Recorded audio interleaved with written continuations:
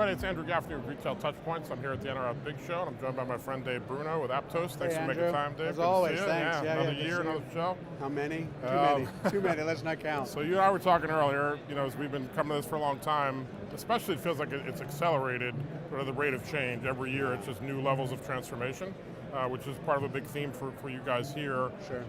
Talk a little bit about how you're helping retailers adjust to that rate of change and sort of that big. Yeah, and truth is, Andrew, that from the day that I got here, the very first conversation I had with a retailer, one of our clients, as it happens, but the very first thing he said out of his mouth, I'm like, how's it going? What's going on in the business? The rate of change is killing us. Hard to keep up with. Yeah, and it's been a consistent conversation. Yep. Everybody's saying the same thing. So we've been doing a lot of investing. Frankly, 2 years, we kind of went into our labs, invested in a microservices-based platform to help us create a technology and an architecture that helps people deal with that pace of change. It's much more deeper conversation than we're going to have right now, Yep. But rest assured, the feedback that we're getting, and to be honest with you, when I came to this show, I was a little afraid should I be talking about microservices to business people? And most of them are coming to us asking about microservices. So I think people are getting it. Selfishly speaking, I think we might be on the right page, but for sure people are talking about how do I invest in technology and platforms that let me deal with whatever the whim of the consumer of the day is, that they got to integrate to, interface to, connect with, personalize, right? Fitbits or fitness trackers to custom product design. They've got to feel that they've got to have a way to deal with those whims as they continue to evolve. When you talk about microservices, it sounds, a techie term. Yeah, in a sort of breaking it down as much as possible, is it really just giving businesses and IT the ability to experiment, address with things in a easier, more nimble way? For sure. Yeah, that's a great question. Yeah, the difference between microservices and web services, and oftentimes people conflate the two, but microservices are much more narrowly defined. So if you want to add a new experience, you're not starting from scratch and saying, I've got to interface to this new fitness mirror. Right. I simply have to take the customer profile service, the loyalty service, and the rewards service and assemble them into a new experience. So, customers are deploying in days or weeks. Wow. So the opportunity cost is lower, and the time to success or failure is much lower.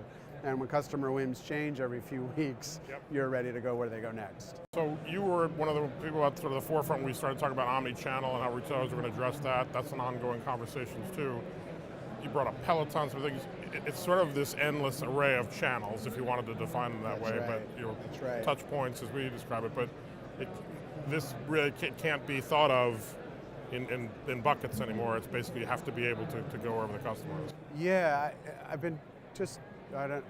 it came to me as a whim, and I thought I was being funny when I was talking to a customer, but every journey is a snowflake, right? Yeah, you have these channels and they come and they go, but even if the channels didn't necessarily change all that much, the way that customers interact with them, almost every single journey is different from every other one. So you got to have the ability to deal with that. And when new things come and you got to plug in a new channel, you got to be able to do that fast. Because 6 weeks from now, that channel may be dead, but you just lost 6 weeks of engagement opportunity if you're not there when they want you to be. So, speaking more about the omni-channel classic definition of it, things like BOPUS. You've been at the forefront of order management for a long time. It feels like it's still a struggle. Sort of, where do you see retailers in terms of capabilities and managing orders across all these channels, and what do you see as the next frontier there? To be honest with you, I think order management tech is finally starting to become table stakes. Okay. It wasn't that long ago, it was a tough slog, right? Like people were not sure about the value proposition of order management. Tech's caught up. The tech has caught up, and the sense of urgency to acquire the tech is now there. I don't know if you saw some of the data over the holidays, but BOPUS was a really big part, particularly as it got closer to Christmas. I think 47% increase was one of the numbers I saw year over year. In terms of shoppers. For BOPUS transactions, yeah. I think and again, statistics are statistics, but even if that's generally in the right direction, it's growing. So there's a lot of incentive now for people to get that right. So the tech, I think, is there. But conversely, there were stats that only like a third of retailers are offering it. That's so right. there's a gap. That's right. So the urgency now will be there. I think that's exactly right. This year, the urgency to get there will now drive the tech. Good news for us, selfishly speaking. But my travels tell me that retailers got to spend more time on designing the experiences. Tech aside, when I walk into that store, when I pull into the parking lot, where do I go? How do I make it convenient, easy, well-signed, and God knows, don't make me wait 15 minutes to pick up something I already paid for. Yeah, so I see a lot of differential between some retailers looking at it as, okay, I'm going to put it as far away from the front of the door as possible so I make you. Right, the old grocery store, put the milk in the back. Big retailers doing it, so it'll be interesting to see if it gets sort of one model or multiple models. I agree with you. Yeah, so I think by this conversation next year we'll have a lot more insight and a lot more retailers doing it. So we talked a little bit about journeys and how you need to be agile with every different customer journey. What are some of the other trends you're seeing where retailers sort of coming with? Is it still around personalization? I mean, where are they trying to get to? What are the top priorities that you're hearing about? Yeah, it's a good question. I mean, 3 days is not a trend to make, but we had a lot of conversations just in context of this show.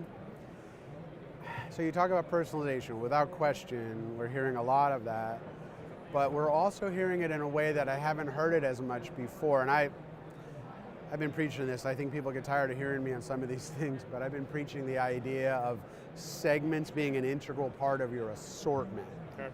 So, in the last few years, you've written about it, you've heard about it, right? Everybody's talking about how do I have a deeply personal experience, but we haven't had as many conversations of how do I make more relevant assortments at the store level. So understanding these are the target customers in this store and make my assortments driven more by the segments in that store. And I'm very encouraged. Like, I haven't had people talk about that much. And this year I've had several conversations about connecting segments to assortments, which I think that'll be a way to progress relevancy and all the same stuff, just applied to assortments instead of being able to greet you and know that you're Andrew and you've been a loyal customer. And you buy these very nice blazers that I was complimenting you on before. Thank you for that. You published, since we're in the publishing world, I always appreciate and have a good eye for quality. You published a really cool change manifesto coming to the show, which I was for your help on that. Really impressed with. So talk a little bit about the idea, the vision behind that, and how it's been received so far. Yeah, so like I said, the first customer I talked to Saturday, at Super Saturday, first thing out of her mouth was dealing with change is my #1 challenge. And that was business people, not the IT people.